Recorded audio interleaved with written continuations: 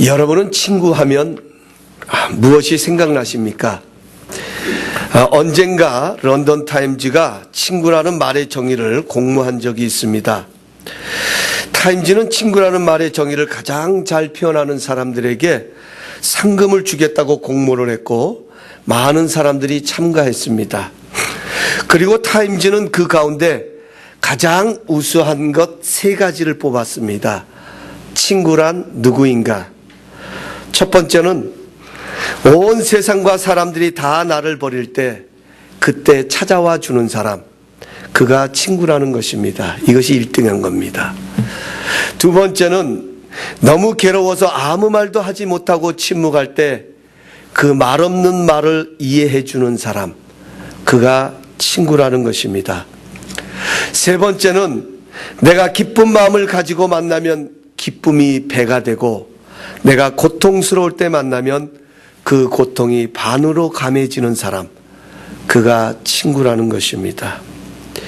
오늘 여러분들은 어떤 친구와 관계를 맺고 있습니까? 본문의 예수님께서는 예수님을 따르는 자들을 일컬어서 너희는 나의 친구라고 말씀하십니다.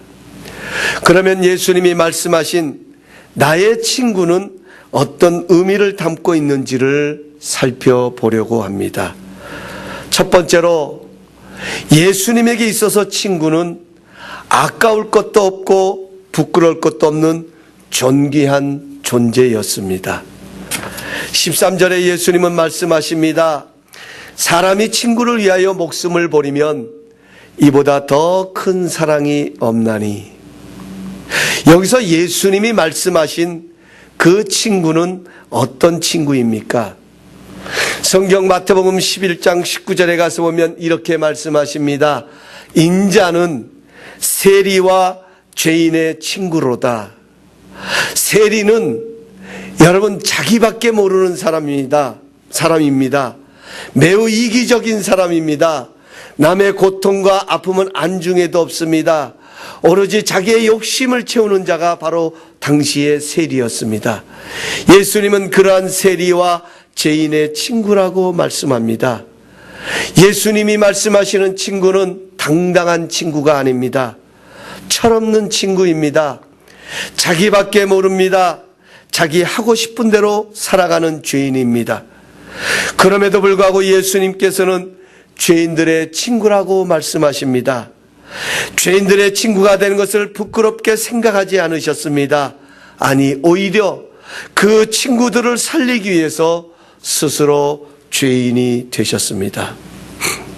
사랑하는 성도 여러분, 친구에게는 친구보다 귀한 것이 없습니다. 하지만 그 친구가 항상 좋은 모습만 보여주는 것은 아닙니다. 때로는 연약하고 실수하는 모습도 보여줍니다. 잘못을 하고 범죄하기도 합니다. 그러나 친구는 언제나 친구의 편입니다. 오히려 너는 잘할 수 있다고 격려합니다. 너는 반드시 형통할 것이라고 용기를 북돋아 줍니다. 이 세상 사람들이 나를 향하여 너는 형편없는 놈이라고 손가락질해도 아니야. 내 친구는 천하보다 존귀한 존재야. 그의 생명은 천하를 주고도 바꿀 수 없는 존귀한 것이라고 외치면서 그는 살려내야 한다고 차라리 자신을 십자가에 못 박으라고 외치신 분이 바로 예수님이십니다. 그분은 여러분과 저를 아까울 것이 없고 부끄러울 것이 없는 존귀한 친구로 여기셔서 자신의 목숨까지도 아끼지 않고 버리셨습니다. 미국이 월남전에 참전했을 때 실제로 있었던 친구에 대한 좋은 실화입니다.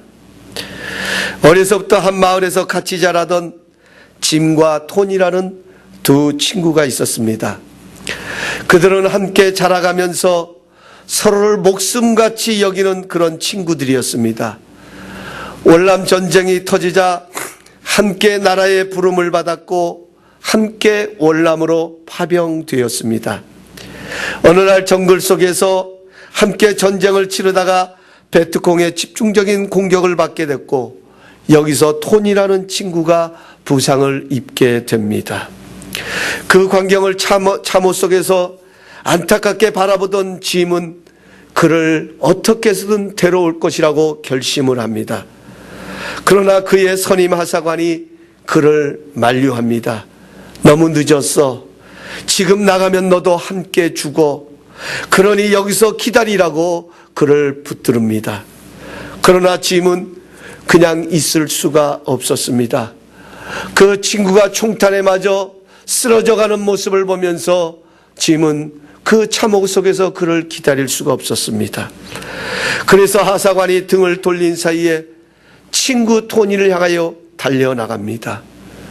아니나 다를까 짐도 총을 맞은 채 피를 흘리면서 친구 토니를 향하여 토니를 등에 들쳐업고 참호로 돌아왔습니다.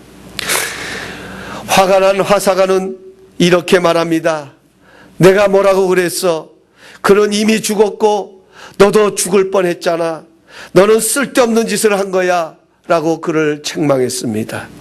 그러나 짐은 피를 흘리면서 이렇게 말했습니다. 죄송합니다, 하사관님. 그러나 제가 토니를 찾아갔을 때 그는 살아 있었습니다. 그리고 그는 제게 이렇게 말했습니다. 친구야, 난 내가 올 줄을 알았어. 저는 이 글을 읽으면서 무엇이 친구인가를 생각해 봅니다.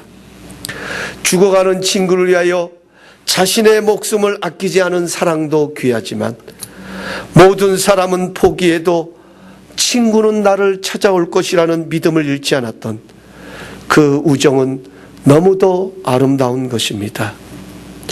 근본에 시작되는 목장교회를 통해 이런 은혜가 넘쳐나기를 소원합니다. 믿음의 친구들이 생겨나는 역사가 일어나기를 소원합니다. 나의 연약함과 부족함에도 불구하고 나를 귀하다 여기시고 존귀하다 여기시며 아낌없이 자신의 목숨까지도 내어주셨던 그분의 그 크신 사랑이 우리 모든 목원들 가슴에서 흘러 넘쳐나기를 소원합니다. 세상에서 찢기고 상한 심령들이 감사 목장에 와서 아까울 것도 없고 부끄러울 것도 없는 예수님의 사랑을 경험하는 믿음의 친구의 관계들이 회복되는 그런 축복이 가득하기를 기도합니다. 두 번째로, 친구는 친구의 뜻을 따라가기를 기뻐합니다. 우리가 친구의 관계를 맺다 보면 친구이기에 부탁하는 것들이 있습니다. 사랑하는 친구의 부탁이기에 그 부탁을 들어주면서 자신이 친구를 위해 무엇인가 큰일을 했다는 기쁨을 누리기도 합니다. 오늘 14절은 이렇게 말씀합니다. 너희가 만일 내 계명을 지키면 너희는 내 친구다. 여기서 계명이라는 말은 헬라어로 엔둘레라는 말로서 주문하다, 명령하다, 의무를 가리키는 말입니다. 나의 주문대로 행하면 곧 나의 친구가 된다는 뜻을 담고 있습니다. 예수님의 주문은 내가 너희를 사랑한 것 같이 너희도 서로 사랑하라는 것입니다. 그러면 그분은 어떻게 우리를 사랑하셨습니까? 몇 해 전에 해외 토픽에 난 이런 이야기가 있습니다. 미국 인디애나주 어느 시골 학교에 15살 된 한 학생이 있었습니다. 그 아이는 뇌종양으로 병원에 입원해서 방사선 치료를 받게 되었습니다. 그런데 방사선 치료를 받는 동안에 머리카락이 다 빠져버리고 말았습니다. 어느 날 선생님에게 연락이 왔습니다. 내일이면 뇌종양을 앓던 그 학생이 등교한다는 것입니다. 그래서 선생님은 아이들에게 내일이면 친구가 온단다. 그런데 친구의 머리가 다 빠졌기 때문에 너희들이 잘 위로해 주기를 바란다고 이야기했습니다. 선생님이 나간 다음에 학생들이 전부 둘러앉아서 어떻게 친구를 위로할 것인가를 놓고 토의를 했습니다. 함께 의논하는 가운데 한 친구의 제안으로 전부 다 머리를 깎기로 했습니다. 다음 날 아침 너도나도 그 반 학생들이 전부 머리를 깎고 등교했습니다. 선생님은 어떻게 그 제자를 위로할 것인가 밤새도록 생각하다가 결론을 얻지 못하던 차에 교실에 들어가 보니 반 아이들이 모두 다 머리를 깎고 앉아 있었습니다. 그 모습을 본 선생님의 눈에서는 눈물이 흘러내리기 시작했습니다. 뇌종양으로 치료를 받고 등교한 학생도 자신과 같이 삭발을 한 친구들이 고마워서 울었습니다. 선생님도 학우들도 친구가 돌아온 것을 기뻐하며 감격의 눈물을 흘렸습니다. 병들어 있는 친구를 위하여 같은 반 학생들이 그 친구의 심정으로 내려가는 희생을 치른 것입니다. 거기에 바로 감동이 있었고 모두에게 기쁨이 넘쳐나게 된 것입니다. 사랑하는 성도 여러분, 우리를 사랑하시는 예수님의 은혜가 고맙고 놀라운 것은 그분이 내 눈높이에 맞추어서 나를 만나 주셨다는 것입니다. 죄인 된 우리를 위하여 머리를 깎으실 정도가 아니라, 즉 죄인의 친구라 불림을 받는 것을 부끄러워하지 않으실 정도가 아니라 아예 우리를 위하여 죄 없는 죄인이 되셨습니다. 그리고 우리를 위하여 십자가에 대신 달려 죽으셨습니다. 그리고 분부하시기를 이제 너희도 이렇게 살면 내 친구가 될 것이라고 말씀하셨습니다. 친구는 친구의 뜻을 따라 가기를 기뻐합니다. 친구로부터 받은 사랑이 있는 친구는 친구의 뜻을 더욱 거절할 수 없습니다. 아니, 오히려 있는 힘을 다해 그 뜻을 이루려고 노력합니다. 우리 감사 목장은 예수님 때문에 행복한 목장이 되어야 합니다. 예수님의 사랑 때문에 행복을 경험하는 목장이 되길 원합니다. 나의 눈높이가 아닌 어렵고 힘든 사람들의 눈높이에서 서로를 붙들어주고 사랑할 수 있는 예수님의 친구들의 모임이 되기를 바랍니다. 세 번째로, 친구는 비밀이 없습니다. 오늘 15절 전반절에 가서 보면 이제부터는 너희를 종이라 하지 아니하리라고 말씀합니다.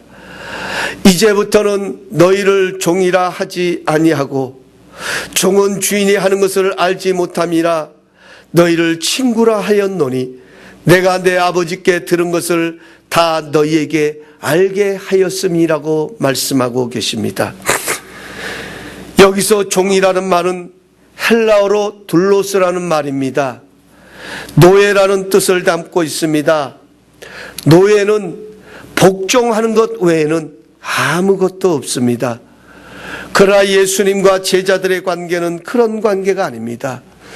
얼마든지 비밀 이야기를 나눌 수 있는 관계, 이것이 바로 친구라고 예수님은 말씀하고 계십니다. 사랑하는 성도 여러분, 친구는 비밀이 없습니다. 부모에게 말할 수 없는 것도 친구에게는 말할 수 있습니다. 어떤 대화나 내용도 통하는 것이 친구의 관계입니다. 우리는 이 세상에서 말할 수 없는 일들이 얼마나 많이 있습니까? 누구에게도 말하기 부끄러운 이야기도 있습니다. 혹시나 이 일이 알려지면 어떻게 하나 하는 조바심을 갖는 일들이 얼마나 많이 있습니까? 그러나 친구 되시는 예수님에게는 비밀이 없습니다. 언제든지 그분에게 가지고 갈 수 있습니다. 그러면 예수님도 하나님의 나라의 비밀을 우리에게 말씀해 주시겠다고 약속하고 계십니다. 비밀이 없다는 것은 신뢰한다는 것입니다. 우리가 기도하는 것은 내가 얼마나 주님을 신뢰하는가에 대한 믿음의 증거인 것입니다. 우리가 주님께 아뢰면 아랠수록 주님과 우리는 더 깊은 친구의 관계로 들어가게 됩니다. 주님과 막힘이 없는 교통함을 이뤄갈 수 있게 되어집니다. 근본에 시작되는 우리 감사 목장이 모일 때마다 주님 앞에서 비밀이 없는 그런 복된 모임이 되기를 간절히 소원합니다. 세상 그 어디에서도 말할 수 없는 것, 누가 알면 어떻게 하나 조바심을 가지고 있었던 것, 그러나 그분은 나의 진정한 친구가 되시기에 그분 앞에 서슴없이 고백하고 나눌 수 있으며, 뿐만 아니라 그분이 들려주시는, 그분이 깨닫게 해주시는 하나님 나라의 비밀을 깨달아갈 수 있는, 그분만이 주실 수 있는 그 사랑을 깨달을 수 있는 그런 복된 모임이 되기를 간절히 소원합니다. 말씀을 맺겠습니다. 한국의 위기의 상담의 전문가이신 정택이 목사님이라는 분이 계십니다. 이 목사님이 당신은 혼자가 아닙니다라는 그 책에 기록한 내용을 제가 잠시 여러분들에게 소개해 드리겠습니다. 어느 날 정 목사님은 알 수 없는 분노와 기도가 목구멍으로 넘어오지 않는 신앙의 위기를 맞이하여 고민을 하다가 소록도라는 그 섬에 무작정 들어가게 됐습니다. 그가 소록도에 도착하던 날은 마침 수요일이었고, 예배당에 가보니 사람들이 예배를 드리고 있었습니다. 예배가 끝나고 통성기도가 시작됐는데 목사님은 아무리 애를 써도 기도가 되지를 않았습니다. 그런데 그 순간 뒤에서 들려오는 누군가의 기도가 목사님의 귀를 파고 들었습니다. 그 기도 소리는 머리를 치고 가슴속을 후며 파는 소리였습니다. 하나님, 제게 주신 은혜가 어찌 이리 큽니까? 주님, 어찌하면 제가 주의 은혜를 갚을 수 있겠습니까? 기도 소리는 계속됐습니다. 주여, 당신의 이 큰 은혜에 제가 어찌하면 만분의 1이라도 갚을 수 있겠습니까? 정 목사님은 그 기도 소리를 듣다가 도대체 무슨 은혜를 그렇게 많이 받았기에 저런 기도를 할 수 있는가 싶어 눈을 뜨고 뒤를 돌아보았습니다. 그리고 그는 엄청난 충격을 받지 않을 수가 없었습니다. 거기에는 70이 넘은 듯한 흉측하기 이를 데 없는 늙은 노인이 앉아 있었기 때문입니다. 그는 문둥병이 얼마나 심했던지 얼굴의 형태를 거의 알아볼 수 없는 그런 모습을 하고 있었습니다. 머리카락이 하늘도 없는 머리, 떨어져 나가 움푹 패인 코, 짓무르다 못해 위아래가 붙어버린 눈, 그 눈으로 그는 하염없이 눈물을 쏟으며 하나님 앞에 감사의 기도를 드리고 있었습니다. 그는 손목뿐인 손바닥으로 박수를 쳐가면서 목이 터져라 하나님께 감사를 드리고 있었습니다. 그때 갑자기 정 목사님은 자신의 가슴 속에서 뜨거운 것이 울컥 치솟아 오르는 것을 느꼈습니다. 그리고 곧 마음속 깊숙한 곳에서부터 통곡이 터져 나오기 시작했습니다. 정 목사님은 2시간이나 그렇게 통곡을 하고 기도를 했습니다. 그리고 그 기도가 끝난 뒤에 그분에게 찾아가서 이렇게 물었습니다.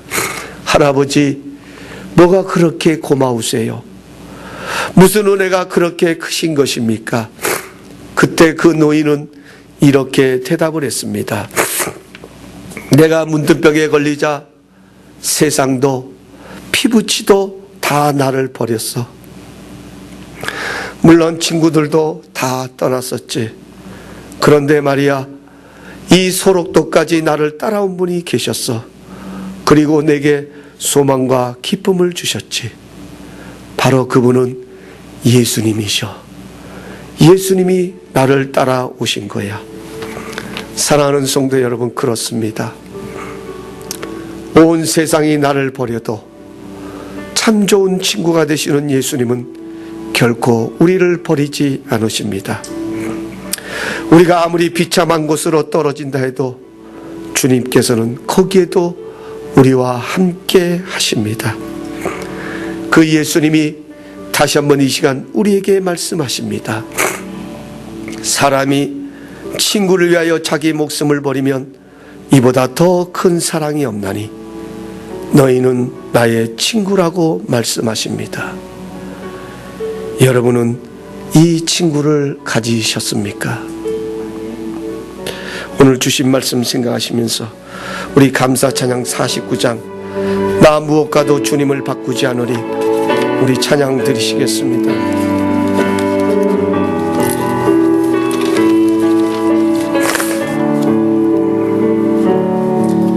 나 무엇과도 주님을 바꾸지 않으리 다른 어떤 은혜 구하지 않으리 오직 주님만이 내 삶의 도움이시니 주의 얼굴 보기 원합니다. 나 무엇과도 주님을 무엇과도 주님을 바꾸지 않으리 다른 어떤 은혜 구하지 않으리 오직 주님만이 내 삶의 도움이시니 주의 얼굴 보기 원합니다. 주님 사랑해요. 주님 사랑해요.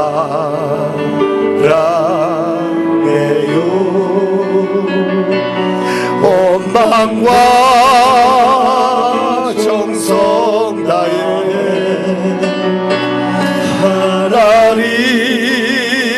하나님의 신실한